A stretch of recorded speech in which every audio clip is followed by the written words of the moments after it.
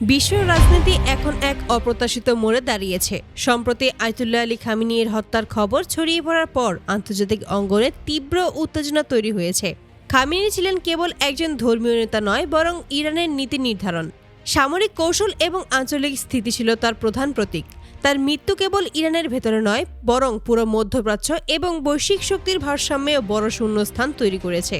ঘটনার পরই আন্তর্জাতিক সম্প্রদায় এবং নিরাপত্তা সংস্থা সতর্ক সংকেত জারি করেছে। বিশেষজ্ঞরা বলেছেন, ইরানের বিরুদ্ধে যে ধরনের আক্রমণ চালানো হয়েছে তা শুধু আঞ্চলিক রাজনীতির জন্য নয়, বৈশ্বিক স্থিতিশীলতার জন্য সরাসরি হুমকি। এই পরিস্থিতিতে সবচেয়ে নজরকাড়া বিষয় হলো চীন এবং রাশিয়া প্রকাশ্যে ইরানের পাশে দাঁড়ানোর ইঙ্গিত দিয়েছে। এটি শুধু কূটনৈতিক সমর্থন নয়, বরং আঞ্চলিক ও বৈশ্বিক প্রভাব ধরে রাখার শক্তিশালী বার্তা।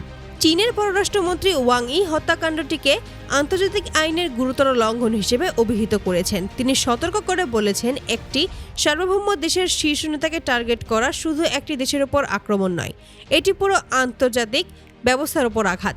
চীনের বক্তব্যে স্পষ্ট হয়েছে, ইরানের শীর্ষ নেতৃত্বের ওপর যে হামলা হয়েছে তা চীনের জন্য শুধুমাত্র আঞ্চলিক সমস্যা নয়, বরং এটি বৈশ্বিক স্থিতিশীলতার ওপর সরাসরি হুমকি তৈরি করেছে।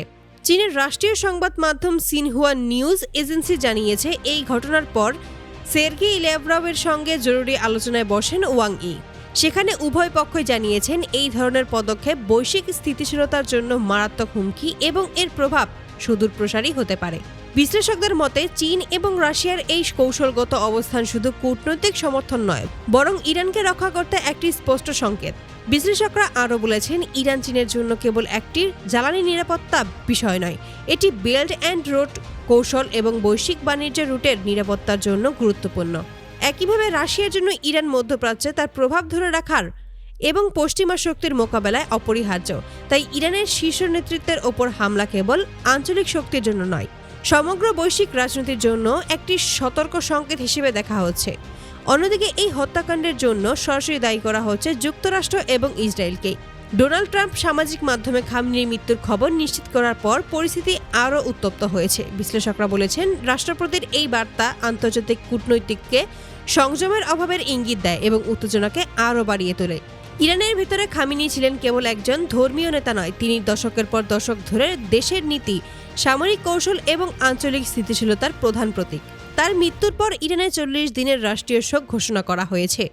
সাধারণত জনগণের চোখে খামেনি ছিলেন প্রতিরোধ এবং ক্ষমতার এক অটুট প্রতীক। এখন সবচেয়ে গুরুত্বপূর্ণ প্রশ্ন হলো, চীন এবং রাশিয়ার এই অবস্থান কি শুধুমাত্র কূটনৈতিক সমর্থন, নাকি প্রয়োজনে তারা সরাসরি ইরানের পক্ষে যুদ্ধে জড়াতে প্রস্তুত? ইতিহাস দেখায়, যখন বৈশ্বিক পরাশক্তিগুলো সরাসরি অবস্থান নিতে শুরু করে, তখন আঞ্চলিক সংঘাত খুব দ্রুতই বৈশ্বিক সংকটে রূপ নিতে পারে। বিশেষজ্ঞরা সতর্ক করে বলেছেন, যদি সরাসরি সামরিক সমর্থন দেয়া হয় তাহলে মধ্যপ্রাচ্যের সংঘাতের আকার ভীষণভাবে পরিবর্তিত হতে পারে এবং এর প্রভাব পৃথিবীর অন্যান্য অঞ্চলেও পড়বে। বিশ্বের বিভিন্ন নিরাপত্তা সংস্থা এবং রাষ্ট্রপুঞ্জ পর্যবেক্ষকেরা ইতিমধ্যেই সতর্ক সংকেত জারি করেছেন। তারা বলছেন, ইরানের বিরুদ্ধে কোনো আক্রমণ বড় আকারের সামরিক প্রতিক্রিয়া জন্ম দিলে তা কেবল মধ্যপ্রাচ্যে নয়, সমগ্র বিশ্বের রাজনৈতিক ও অর্থনৈতিক স্থিতিশীলতাকেও চ্যালেঞ্জ করবে। তাই চীন ও রাশিয়ার অবস্থানকে শুধু কূটনৈতিক সমর্থন হিসেবে দেখা যায় না, বরং এটি আঞ্চলিক ও বৈশ্বিক শক্তি ভারসাম্যের একটি গুরুত্বপূর্ণ পদক্ষেপ। সবশেষে একটি বিষয় স্পষ্ট, ইরান এবার একা নয়, তার পাশে রয়েছে বিশ্বের দুই শক্তিশালী সামরিক ও রাজনৈতিক পরাশক্তি, চীন ও রাশিয়া। বিশ্বের চোখ এখন মধ্যপ্রাচ্য এবং বৈশ্বিক কূটনৈতিক অঙ্গনে টিকিয়ে রাখা হয়েছে। প্রশ্ন হলো, এটি কি কূটনৈতিক সমাধানে থামবে, নাকি শুরু হতে যাচ্ছে বড় বৈশ্বিক সংঘাত? বিশ্ব এখন অপেক্ষা করছে প্রতিটি পদক্ষেপ এবং বিবৃতি আন্তর্জাতিক স্থিতিশীলতা এবং ভবিষ্যৎ রাজনৈতিক পরিস্থিতির জন্য গুরুত্বপূর্ণ। ইরানের শীর্ষ নেতার হত্যার পর চীন ও রাশিয়ার অবস্থান শুধু মধ্যপ্রাচ্য নয়, সমগ্র বিশ্ব রাজনীতির মানচিত্রকে বদলে দিতে পারে।